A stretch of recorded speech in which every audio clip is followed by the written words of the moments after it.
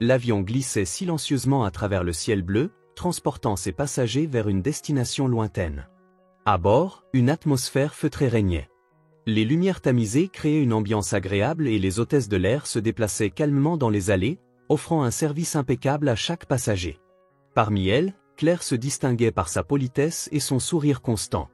C'était une hôtesse d'air expérimentée, passionnée par son travail. Depuis des années, elle avait appris à gérer les passagers les plus difficiles et savait que chaque vol apportait son lot de surprises. Ce jour-là, son vol était particulièrement long, mais rien ne laissait présager que cet itinéraire serait différent.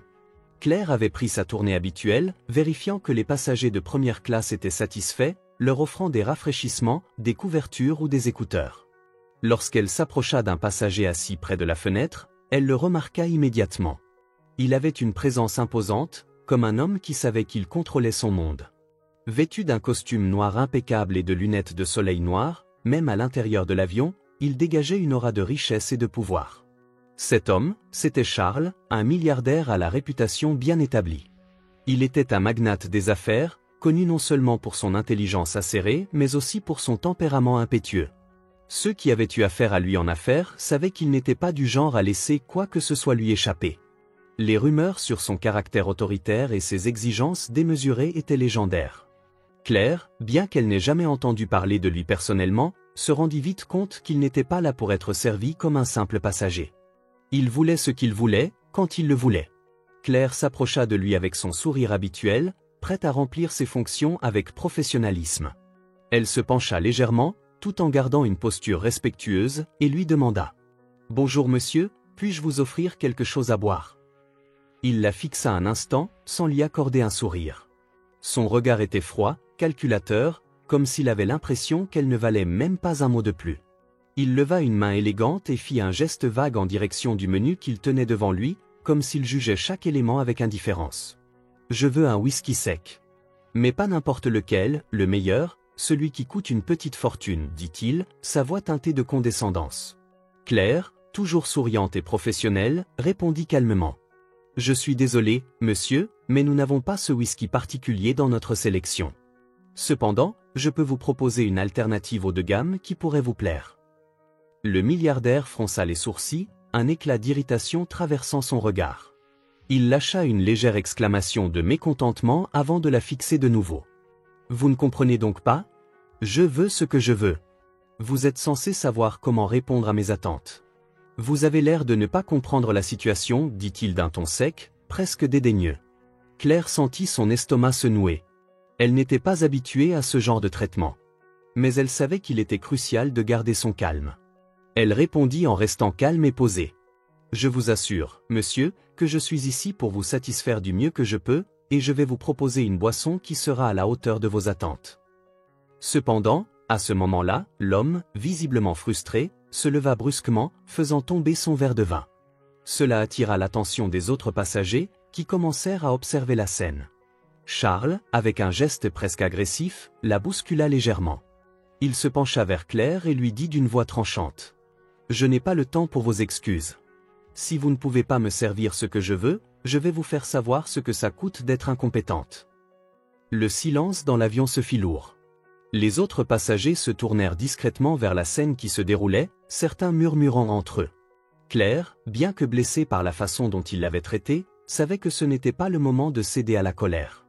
Elle resta calme, gardant son regard posé et son visage professionnel. « Je suis désolé, monsieur. Je vais tout de suite revenir avec quelque chose de comparable. »« Je vous remercie pour votre patience, » répondit-elle d'un ton ferme, mais respectueux. Claire se dirigea rapidement vers la cuisine de l'avion, son esprit toujours en ébullition après l'échange tendu avec Charles. Elle prit un moment pour respirer profondément, tentant de calmer son stress. Le vol avait à peine commencé, et voilà qu'elle se retrouvait déjà dans une situation délicate. Pourtant, elle savait qu'elle devait garder son calme, faire son travail avec professionnalisme et ne pas céder à la colère. Elle passa quelques secondes à réfléchir à la meilleure alternative possible. Un whisky haut de gamme, sans doute, mais rien d'aussi cher ou rare que celui que Charles avait demandé. Elle se tourna alors vers le serveur en chef, un homme qu'elle appréciait beaucoup pour son calme en toutes circonstances, et lui demanda son avis. Après tout, elle voulait satisfaire au mieux la demande du passager tout en respectant les choix limités du menu. Je vais prendre le meilleur whisky que nous avons, et je vais le servir avec un peu de style, dit Claire à son collègue, son regard déterminé. J'espère que cela suffira à apaiser son humeur. Elle revint vers la première classe, tenant fièrement un verre de whisky de qualité supérieure. Elle espérait que cette nouvelle boisson calmerait Charles et dissiperait la tension dans l'air. Cependant, au moment où elle s'approcha de lui, il la fixa à nouveau d'un regard méprisant. Il n'avait même pas l'intention de la remercier pour son effort. Claire posa le verre devant lui, en essayant de masquer son irritation. « Voilà votre whisky, monsieur. Je vous remercie pour votre patience, dit-elle d'un ton aussi poli que possible. » Mais au lieu de montrer de la gratitude ou même de la reconnaissance, Charles prit le verre et le posa brutalement sur la table. Il le regarda un instant, comme s'il jugeait sa qualité, avant de reprendre la parole d'un ton acerbe. « Ce n'est pas ce que j'ai demandé. Je ne veux pas d'un produit de deuxième classe. Vous vous moquez de moi ? Vous pensez vraiment que je vais accepter ça ?» Claire sentit son cœur s'accélérer, mais elle garda une expression calme, évitant de laisser transparaître sa frustration. Elle savait que les gens comme Charles n'étaient jamais satisfaits de ce qu'on leur offrait.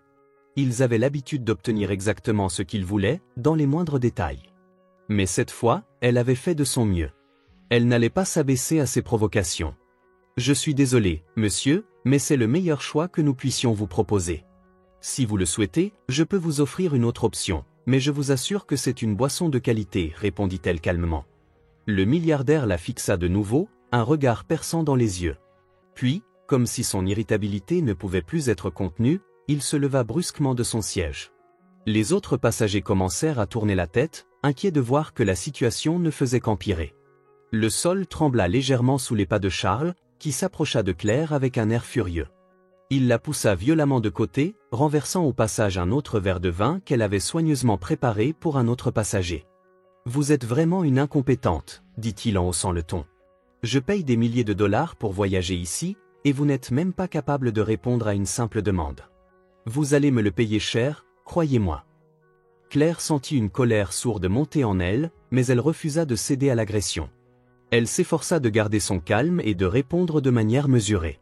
« Monsieur, je vous demande de rester calme. Je fais de mon mieux pour répondre à vos attentes, répondit-elle d'une voix ferme, mais respectueuse. Mais avant qu'elle ait pu dire davantage, Charles éclata de colère. « Vous croyez vraiment que vous pouvez me parler sur ce ton ? Vous êtes juste une serveuse. Et moi, je suis le client, dit-il en la pointant du doigt, avec un mépris manifeste. Ce fut le déclic pour Claire. Elle ne pouvait plus supporter d'être traitée ainsi. Sa dignité, son respect de soi-même, tout cela était mis à mal par cet homme qui se croyait tout permis simplement parce qu'il était riche. Et dans un éclair de rage, Claire agita la main, dans un geste rapide et déterminé, elle lui donna une gifle violente, pleine de frustration et de colère. Le bruit sec de la gifle résonna dans l'avion, surprenant tout le monde à bord. Les passagers, jusqu'alors discrets, fixèrent la scène avec des yeux écarquillés. Le silence qui s'installa fut lourd, presque gênant. Claire, respirant profondément après son geste, savait qu'elle venait de franchir une limite. Elle avait réagi instinctivement, mais maintenant, elle n'était plus sûre de ce qui allait se passer. Ce geste n'était pas celui d'une hôtesse de l'air qui cherchait à satisfaire un client, c'était celui d'une femme qui avait été poussée à bout par l'arrogance et le mépris. Charles resta immobile pendant quelques secondes, les joues rouges de rage. Il caressa sa joue d'un air condescendant, comme s'il se demandait s'il venait de rêver. Puis, lentement, il tourna son regard vers Claire, un sourire en coin, celui d'un homme qui sentait qu'il avait les cartes en main. Le moment qui suivit marqua un tournant dans cette confrontation. Personne ne savait encore ce que Charles allait faire, mais une chose était sûre, cet incident ne resterait pas sans conséquence. La gifle avait été donnée. Le silence dans l'avion était palpable, lourd comme un nuage d'angoisse. Claire, les mains tremblantes, se tenait toujours en face de Charles, son regard fixé sur lui, son cœur battant la chamade. Mais elle savait qu'il n'était plus question de se retourner. Elle avait franchi la ligne, et maintenant, elle devait en assumer les conséquences. Elle attendait la réplique de l'homme, prête à affronter ce qui allait suivre. Charles, cependant, ne réagit pas immédiatement. Son visage se tordait sous l'effet de la colère, mais il ne cria pas, ne se précipita pas pour riposter. Au contraire, il se tenait là, le regard glacial, le sourire cruel toujours fixé sur ses lèvres. Il se passa lentement la main sur sa joue, là où l'empreinte de la gifle était encore visible. Puis, après une longue pause, il parla d'une voix basse, mais pleine de menaces. « Tu crois que tu peux me traiter ainsi, que ça se passera sans conséquence? Tu ne sais pas à qui tu as affaire. Claire, sentant la tension dans l'air, essaya de garder son calme. Elle avait fait ce qu'elle avait ressenti, mais l'instant était désormais critique. Elle savait que cet homme ne laisserait pas passer un tel affront sans chercher à se venger. Elle se sentit vulnérable, mais elle n'allait pas reculer. « Je vous ai donné une chance, monsieur. Vous m'avez provoqué, vous m'avez insulté. Maintenant, il est trop tard pour des excuses. Si vous me menacez encore, je n'aurai d'autre choix que de signaler cet incident. » Mais Charles ne semblait pas du tout préoccupé par cette menace. Il se leva lentement de son siège, et tous les passagers de la première classe fixaient désormais la scène, ne sachant que penser. Il fit un signe de la main à l'hôtesse qui était à l'autre bout de la cabine et lui indiqua qu'il voulait parler à un responsable de l'équipage. « Je vais m'occuper de toi. Tu vas voir. Un simple geste de ta part et tu vas tout perdre, dit-il d'une voix menaçante, presque chuchotée, mais suffisamment forte pour être entendue par tous. Claire sentit son estomac se serrer. Charles avait l'air de savoir exactement comment manipuler les situations à son avantage. L'idée qu'il puisse utiliser son influence pour la faire licencier ou même détruire sa réputation dans l'industrie la terrifia. Mais alors qu'il tournait lentement la tête vers elle avec un sourire narquois, une idée lui traversa l'esprit. Il pensait qu'il pouvait la faire plier, qu'il était invincible. Mais Claire savait qu'elle n'était pas une femme à se laisser faire. Juste au moment où Charles allait se rendre dans la cabine de pilotage pour parler à l'équipage, Claire prit une décision radicale. Elle se tourna vers lui d'un air déterminé. « Si vous pensez que vous allez m'intimider, vous vous trompez lourdement. Ce n'est pas moi que vous devez menacer. Mais c'est vous qui allez regretter de m'avoir provoqué. » Elle n'eut même pas le temps de finir sa phrase que Charles la regarda de haut, comme une mouche qu'il comptait écraser. Il s'approcha d'un pas menaçant, puis sortit son téléphone portable. Il tapa rapidement un message et appuya sur « Envoyer ». L'excitation dans son regard trahissait la haine qu'il ressentait. « J'ai juste envoyé un message. Vous allez voir comme le monde peut être cruel pour des gens comme vous, dit-il, un sourire carnassier aux lèvres. » Claire, se rendant compte qu'il venait probablement d'utiliser son réseau d'influence pour envoyer un message à quelqu'un de puissant, sentit la panique l'envahir. Mais elle ne pouvait pas se laisser submerger par la peur. Elle respira profondément et chercha une solution. Elle savait que la situation était bien plus complexe que ce qu'elle avait imaginé, mais c'était aussi le moment où elle pourrait riposter d'une manière inattendue. Dans les minutes suivantes, Claire retourna rapidement à son poste. Elle s'assura que l'équipage ne remarquait pas son agitation et se concentra sur sa tâche. Cependant, elle savait que Charles allait probablement se venger de la gifle d'une manière ou d'une autre. Mais elle avait une idée qui, si elle réussissait, pourrait lui donner l'avantage. Pendant ce temps, Charles ne cessait de surveiller l'équipage, attendant de voir si Claire serait effectivement punie ou si ses menaces porteraient leurs fruits. Il était si sûr de lui, si sûr qu'il allait obtenir gain de cause. Mais juste avant que la situation ne dégénère davantage, une annonce retentit dans l'avion, qui attira l'attention de tous les passagers. « Mesdames et messieurs, nous avons un message important à vous transmettre en raison d'un changement de plan de vol. Veuillez prêter attention à l'annonce qui suivra. » La voix de l'hôtesse résonna calmement dans les haut-parleurs, mais ce qu'elle annonça ensuite surprit tout le monde. L'un des passagers avait reçu un appel urgent de la part de l'assistance clientèle de la compagnie aérienne. C'était un message spécifique pour Charles. Le milliardaire avait visiblement des liens avec des partenaires d'affaires influents. Le message était clair, il avait été interdit de voler avec cette compagnie aérienne à cause de son comportement dans le passé. Les passagers et membres d'équipage étaient informés de son interdiction de vol. Claire ne put s'empêcher de sourire secrètement. Ce n'était pas la compagnie aérienne qui avait agi contre lui, mais lui, Charles, avait été victime de son propre réseau. Son arrogance et ses menaces avaient conduit à sa chute. Charles, désormais stupéfait, fixa le panneau annonçant l'interdiction de vol. Ce qu'il venait d'entendre semblait irréel. Les mots « interdiction de vol » résonnaient dans sa tête comme un écho infernal. Il se tourna vivement vers l'équipage, cherchant une explication, mais personne ne bougeait, personne ne répondait. L'air semblait plus lourd qu'avant, et les regards des passagers autour de lui se faisaient plus perçants. Chacun avait désormais connaissance de la situation, et le milliardaire se rendit vite compte que son autorité ne lui servait à rien ici. Dans la cabine, Claire ne pouvait s'empêcher de cacher son sourire. Elle avait agi dans l'ombre, sachant que les relations et les privilèges de Charles, aussi puissants soient-ils, ne pouvaient rivaliser avec l'ironie de son propre geste. Elle n'avait pas seulement contré ses menaces, elle l'avait piégé avec ses propres armes. Mais elle ne se laisserait pas emporter par la satisfaction immédiate. Ce n'était pas encore la fin. Les yeux de Charles s'écarquillèrent alors qu'il tentait de comprendre ce qui se passait. L'annonce venait de la direction de la compagnie aérienne elle-même. Il essaya de se lever et de demander une explication à l'équipage, mais il se sentit soudainement bloqué par le regard impassible de Claire. C'était elle qui l'avait trahi, elle qui l'avait fait tomber dans ce piège mortel. « Qu'est-ce que vous avez fait » cracha-t-il, les yeux pleins de rage. « Vous allez le regretter. Vous ne savez pas qui je suis. » Claire, les bras croisés et le regard posé avec une confiance tranquille, le fixa sans détour. Elle était calme, sereine, comme si elle venait de gagner une victoire bien méritée. « Je sais exactement qui vous êtes, Charles, dit-elle d'une voix calme, mais ferme. Un homme qui pense que son argent et son pouvoir peuvent tout acheter, y compris le respect. Mais vous avez oublié quelque chose, l'humilité et le respect des autres ne s'achètent pas. Et aujourd'hui, vous avez oublié ça. » Charles roula des yeux, tentant de reprendre le contrôle de la situation. Mais il savait au fond de lui que ses manœuvres ne marcheraient plus. Ses alliés, ses contacts influents, tout ce qu'il avait pris pour acquis, tout avait été balayé d'un coup. Il était maintenant exposé, et le public savait à quel point il pouvait être détestable. Il tenta de faire une dernière tentative pour s'échapper, cherchant à discuter avec le personnel de bord, mais avant qu'il n'ait pu faire un geste, l'hôtesse en chef se rapprocha. Elle avait entendu la conversation entre Claire et Charles, et elle était parfaitement au courant de l'incident. Avec une douceur presque palpable, elle s'adressa à lui, son ton courtois mais ferme. « Je suis désolé, monsieur, mais conformément à notre politique, nous ne pouvons pas permettre à un passager de continuer un vol dans une situation où l'atmosphère à bord est perturbée. Nous avons donc l'obligation de demander votre désembarquement immédiat à votre arrivée. » Charles pâlit, ses yeux se durcissant. Il chercha une porte de sortie, une échappatoire, mais rien ne pouvait l'empêcher de faire face à la réalité de son échec. Toute sa grandeur, toute son arrogance, tout avait été vain.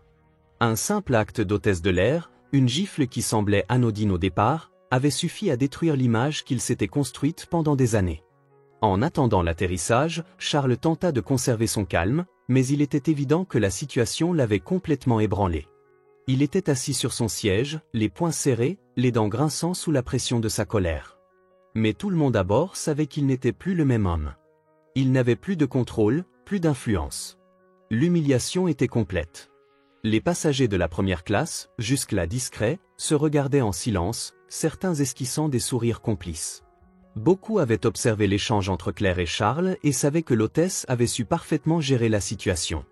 Mais la véritable vengeance n'était pas encore apparente. Elle était subtile, douce, mais redoutablement efficace. À l'atterrissage, Charles se leva pour sortir du vol, les traits marqués par la rage et l'humiliation. En descendant les escaliers, il croisa le regard de Claire une dernière fois. Il s'arrêta un instant, comme s'il voulait dire quelque chose, mais aucun mot ne sortit de sa bouche. Il comprenait désormais qu'il avait été vaincu, et il savait que cet incident le suivrait bien au-delà de ce vol. Claire, de son côté, se sentit libérée. Elle n'avait pas agi par vengeance, mais plutôt par principe. Ce qu'elle venait de faire allait bien plus loin qu'une simple gifle ou une humiliation publique. Elle avait rappelé à Charles et à tous ceux qui l'observaient, qu'aucun homme, peu importe sa richesse ou son pouvoir, n'était au-dessus du respect des autres. Alors que Charles descendait les escaliers du jet privé, son regard ne quittait pas Claire. Il marchait lentement, chaque pas résonnant dans son esprit comme un écho de sa défaite. À mesure qu'il s'éloignait de l'avion, il se rendait compte de l'humiliation qu'il venait de subir. Mais ce qui était encore plus douloureux, c'était la conscience qu'il n'avait pas pu faire grand-chose pour inverser la situation. Sa richesse, ses relations et son pouvoir n'avaient servi à rien face à une simple femme déterminée. Dans le terminal, alors qu'il attendait son transport pour quitter l'aéroport, Charles se laissa tomber sur un banc.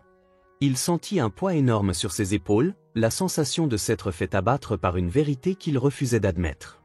Mais c'était là, bien présent, l'égoïsme et l'arrogance l'avaient conduit à sa chute.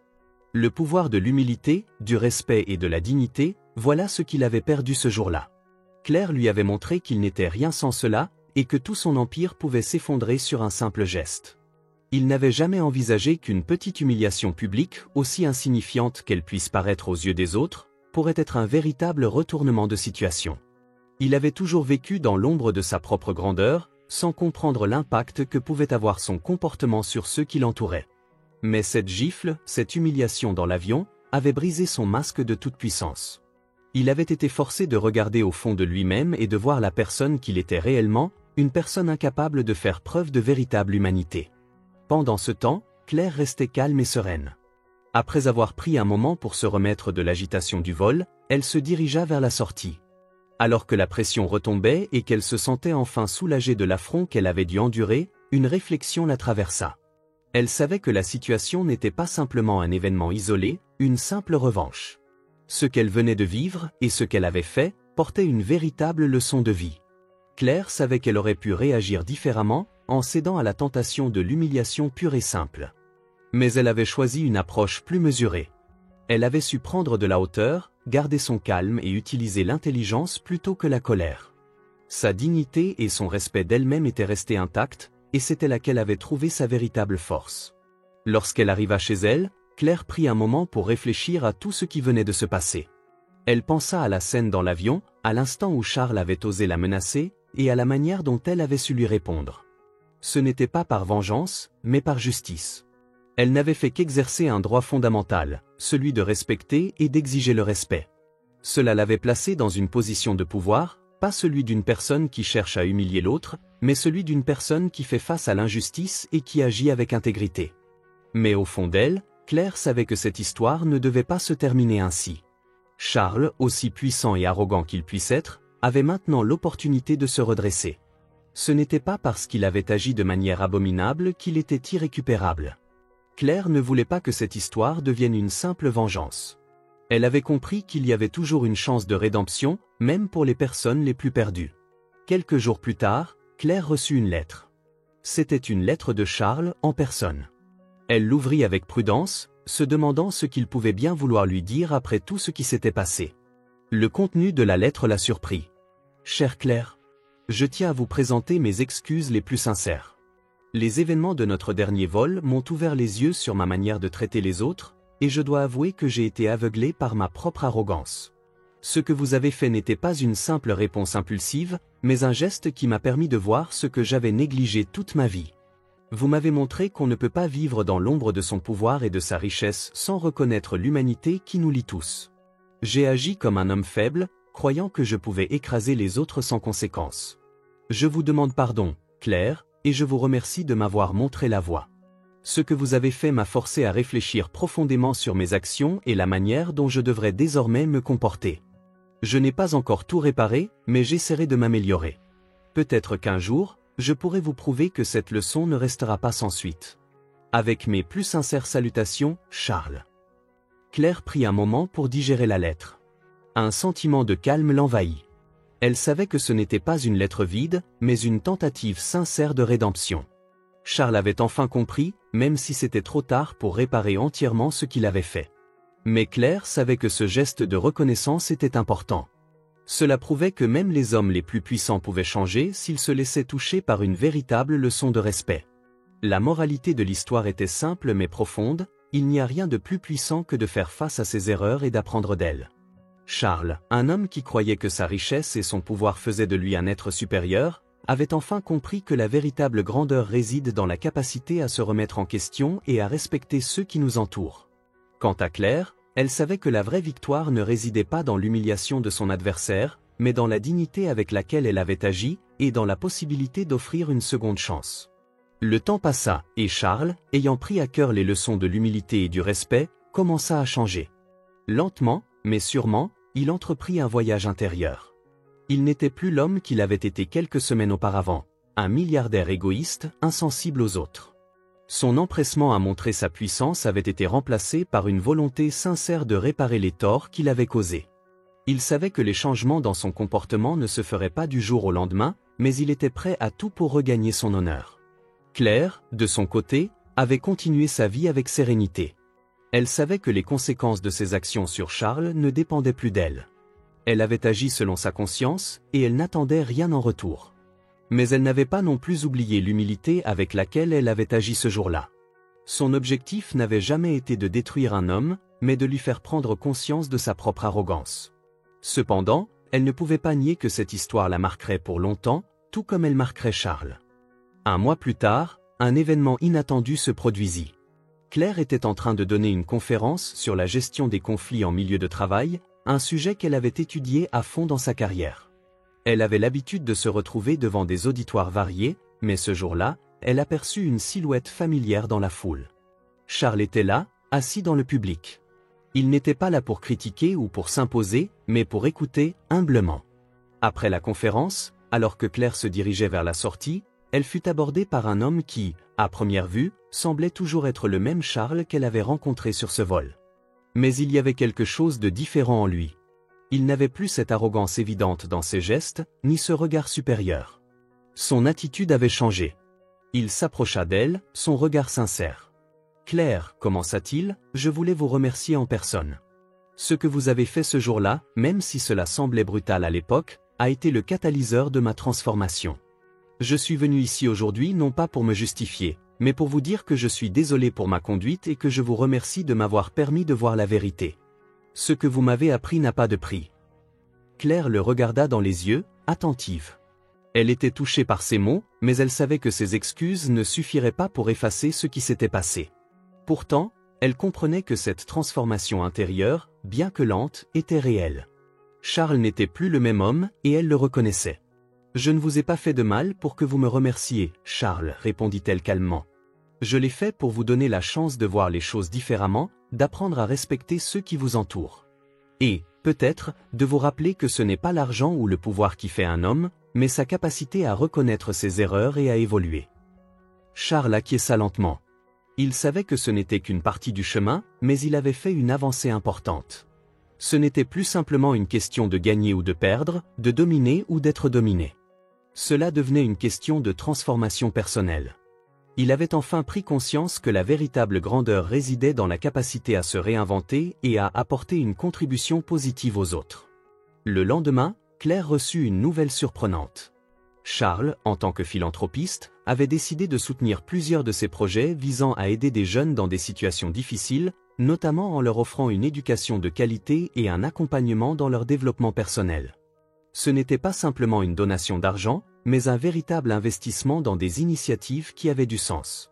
Dans sa lettre d'accompagnement, Charles écrivit « Je ne peux pas changer le passé, mais je peux en changer l'avenir.